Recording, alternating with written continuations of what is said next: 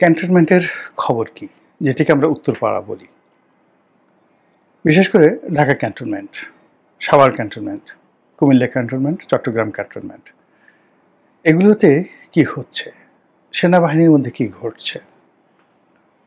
এবং সেনাবাহিনীর মধ্যে যে বিরোধ, সেটি নিয়ে দেশের বাইরে থেকে ইউটিউবাররা, ফেসবুকাররা বা সামাজিক মাধ্যমে যাদের গত ১ বছর ধরে যথেষ্ট প্রভাব রয়েছে এবং এই সামাজিক মাধ্যম ব্যবহার করে অনেকে রীতিমতো কোনো একটি রাষ্ট্রের স্রষ্টা, কোনো একটি দেশের প্রধানমন্ত্রী কিংবা কিং মেকার হিসেবে ইতিমধ্যে যারা নিজেদেরকে মনে করেন এবং তাদের যারা লক্ষ লক্ষ ভক্ত অনুরাগী রয়েছেন, তারাও তাদেরকে ঠিক ওইভাবেই মনে করেন যে তারা অসাধ্য সাধন করতে পারেন।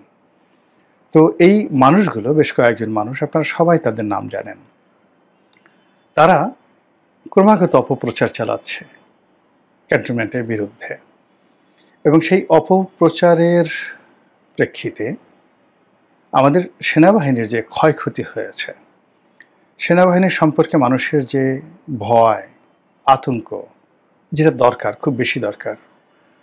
তারপরে সেনাবাহিনী আপনার আমার দুলাভাই হবে না, তারা আপনার আমার ভগ্নিপতি হবে না, তারা আপনাকে সকাল বিকাল পোলাও কুরমা খাওয়াবে না।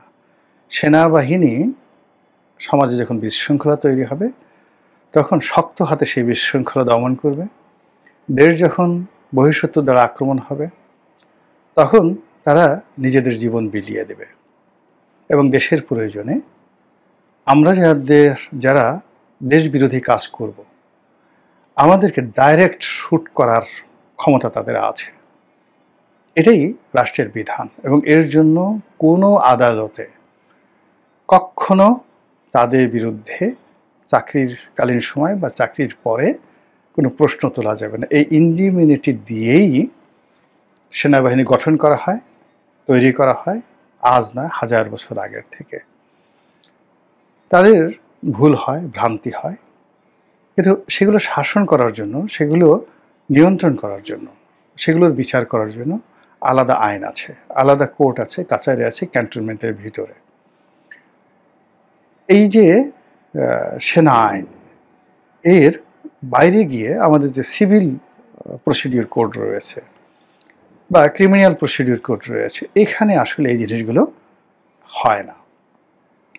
এখন যে কাজটি করা হচ্ছে এই সময়টিতে, সেটা হলো ট্র্যাডিশনাল যে সেনা আইন, সেনাবাহিনীর সদস্যদের বিচার এবং তাদের জীবন আচরণ, তাদের কর্ম, তাদের অধিক্ষেত্র, তাদের বাসস্থান, সব কিছু রীতিমতো সিসিং ফাঁক করে দেওয়ার জন্য গত ১ বছর ধরে এই সামাজিক মাধ্যমে যে ক্রমাগত প্রচার, ক্রমাগত প্রোপাগান্ডা এবং যে ক্রমাগত যাকে বলা হয় উস্কানি চলছে, তার ফলে কি হলো?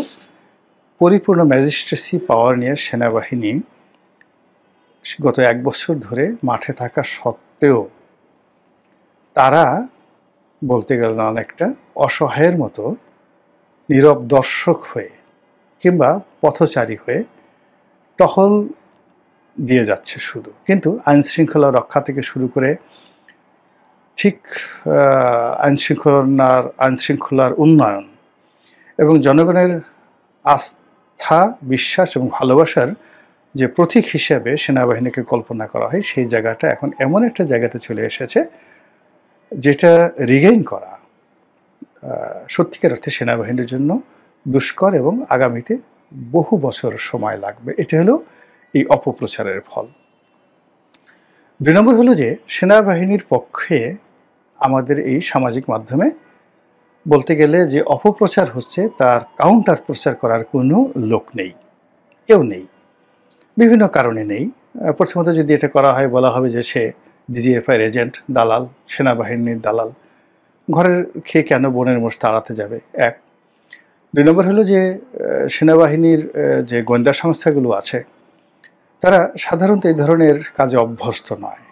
আমাদের সমাজে যারা সত্যিকার অর্থে ইনফ্লুয়েন্সিয়াল সাংবাদিক, বুদ্ধিজীবী, যাদের কথা শুনে মানুষ বিশ্বাস করে, তারা কখনোই এই ধরনের সেনা গোয়েন্দা বা সেনাবাহিনীর এদের সাথে কখনো সংযোগই রক্ষা করে না। সেনাবাহিনী কখনো এদের কাছে আসতে সাহসই পায় না। যেমন ধরুন একজন সিরাজুল ইসলাম চৌধুরী কিংবা ধরুন যেকোনো একজন বাংলাদেশের সম্মানিত ব্যক্তি ছিলেন, যেমন বদরুদ্দীন ওমর মারা গেলেন। তো এদের সঙ্গে বদরুদ্দীন ওমরের কাছে গিয়ে সেনাবাহিনীর ডিজিএফআই ডিজি দেখা করবেন, কথা বলবেন, এটা কিয়ামত হয়ে যাবে, এটা সম্ভব না। কিংবা ধরেন নুরুল কবির সাহেব আছেন, এখন নুরুল কবির সাহেব যদি একটা কথা বলেন, তিনি প্রথমত তিনি ওই অপপ্রচারকারী তাদের বিরুদ্ধে তিনি কোনো কথা বলবেন না, এটা তিনি সেই লেভেলের না, তার কি দরকার?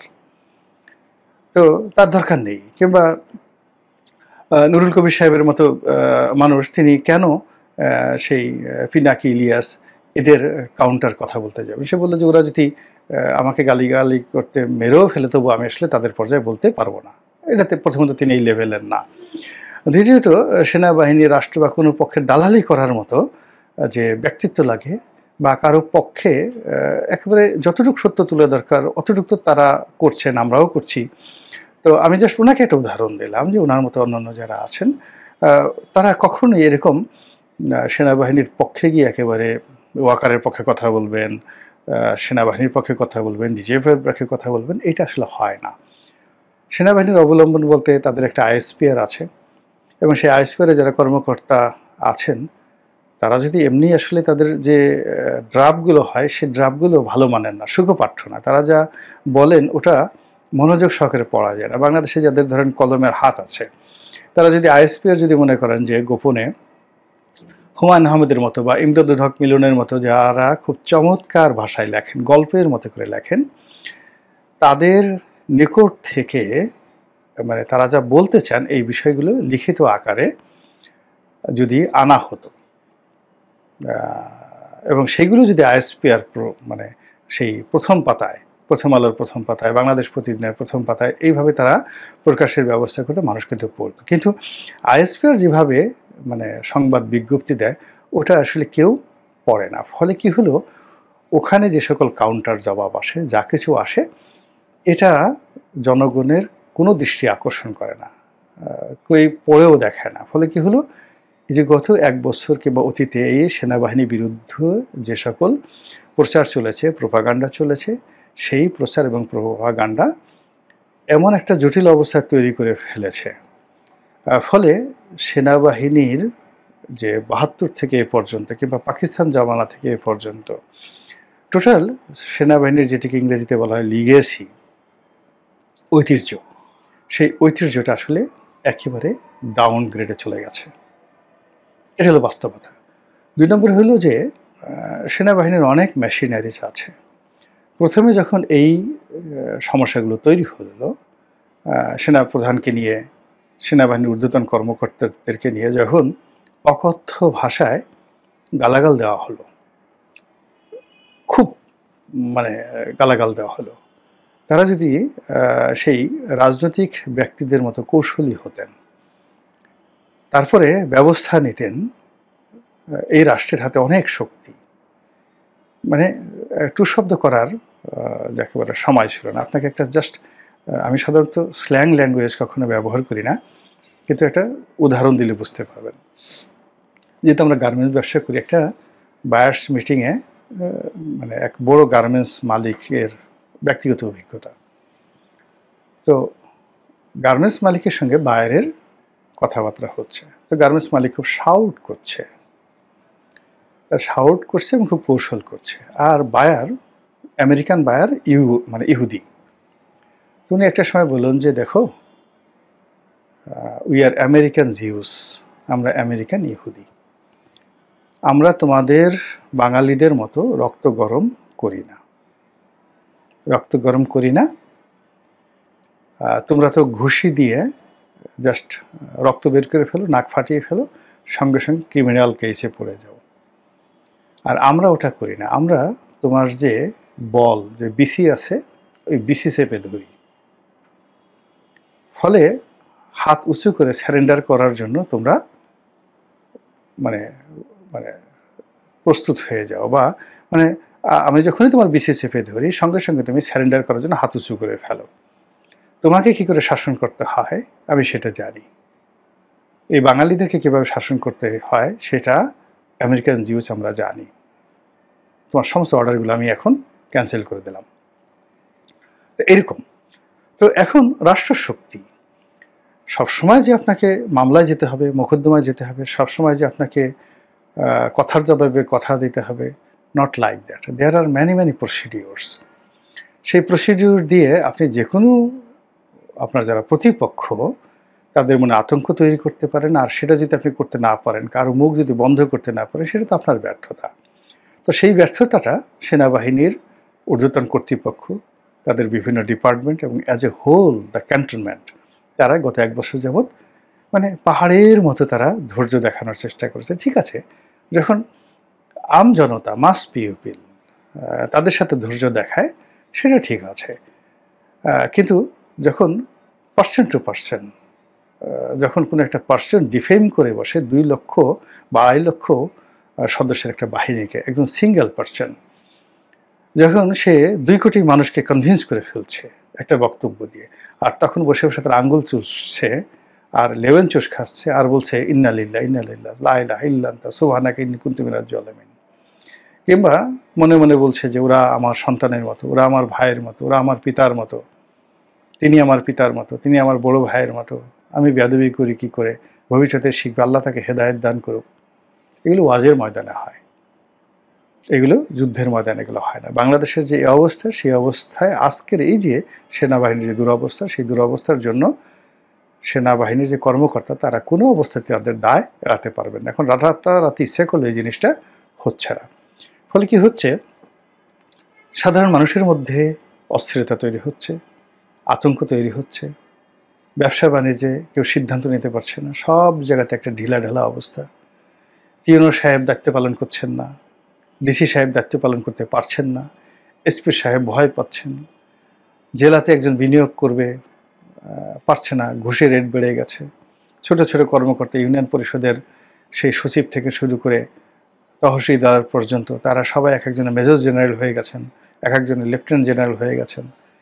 এইরকম একটা যাকে বলা হয় ক্ষুদ্র ক্ষুদ্র সমাজের প্রত্যেকটা স্তরে এক একটা করে ফ্রাঙ্কানেশনের দানব তৈরি হয়ে গেছে। আর সেই দানব যখন তৈরি হয়ে সারা দেশে দানবীয় তাণ্ডব তৈরি করে ফেলেছে, তখন যখন সবচেয়ে পাওয়ার হাউস এই মুহূর্তে ক্যান্টনমেন্ট, সেনাবাহিনী, তো তাদেরকে যখন সরাসরি হিট করে কোনো মানুষ দুর্গন্ধ ছড়ায়, কোনো মানুষ যাকে বলা হয় এখানে নেতিবাচক খবর ছড়ায়, কোনো মানুষ একটার পর একটা বিভ্রান্তি ছড়ায়, তাহলে জমে টেনে, মানে আছে না যে মানুষের মুখে জয়, মানুষের মুখে ক্ষয়। মানে সেনাবাহিনী, সশস্ত্র বাহিনী 1000 বছরের ইতিহাসে এতটা সেন্সিটিভ, এখানে যে কোনো একটা গুজব, আমরা সিভিল সোসাইটিতে যেটা গুজব, এটা ভদ্র সমাজে যেটা গালাগালি করবে, সেটা ব্রাহ্মণবাড়িয়াতে গিয়ে ঢাল সুরকিতে পরিণত হয়ে যাবে। আর এটি যদি ক্যান্টনমেন্টে হয়, সঙ্গে সঙ্গে গুলাগুলি শুরু হয়ে যাবে। এটাই একটা ছোট্ট ঘটনা, সেই আনসার বিদ্রোহ আমাদের দেশে, সেই 7ই নভেম্বর, সেই 15ই আগস্ট, তারপরে সেই 1/11, মানে যে ঘটনাগুলো ঘটেছে, যে কুগুলো ঘটেছে, সূত্রগুলো দেখবেন যে একটা গুজব থেকে। খালেদ মোশাররফের মৃত্যু কি দেখেন, বললো যে সে ভারতের এজেন্ট, ভারতের পক্ষে সে কু করেছে, দেশটাকে ভারত দখল করে ফেলবে। পুরো সেনাবাহিনী তছনছ করে আমরা ইতিহাসের অন্যতম একজন শ্রেষ্ঠ বীর মুক্তিযোদ্ধাকে হারালাম, খালেদ মোশাররফকে হারালাম। হি ওয়াজ এ কোয়াইট জেন্টলম্যান, হি ওয়াজ এ কোয়াইট জেন্টলম্যান। আমাদের খালেদ মোশাররফ সাহেবের যে জেন্টেলিটি, সেখানে ওয়াকার সাহেবের জেন্টেলিটির সাথে আরও অনেক গ্রেডের। ওয়াকার সাহেবের সামরিক যে যাকে বলা হয় তার যে লিগেছি, তার যে আউটপুট, তার চেয়ে খালেদ মোশাররফের, কর্নেল তাহেরের আউটপুট অনেক অনেক বেশি, অনেক অনেক বেশি। জেনারেল আবুল মঞ্জুরের আউটপুট অনেক অনেক বেশি, জেনারেল জিয়াউর রহমানের আউটপুট অতুলনীয়। কিন্তু গুজব, শুধুমাত্র এই ক্যান্টনমেন্টের গুজব, সেই গুজবে আমরা তাদেরকে কিন্তু হারিয়ে ফেলেছি। আমরা কোথায় আছি, কোন অবস্থায় আছি, আগামীকাল কী হবে আমরা জানি না। এখনো পর্যন্ত আমাদের রাষ্ট্রের যতটুকু শক্তি অবশিষ্ট রয়েছে, আমাদের মধ্য থেকে যারা কর্তা ব্যক্তি তারা যদি হুঁশে ফিরেন এবং তারা যদি সঠিক সময়ে সঠিক সিদ্ধান্ত নিতে পারেন, তাহলেই এই দেশ, এই জাতিকে রক্ষা করা সম্ভব। অন্যথায় কি হবে একমাত্র আল্লাহ ছাড়া কেউ জানেন না। আসসালামু আলাইকুম ওয়া রাহমাতুল্লাহি ওয়া বারাকাতুহু।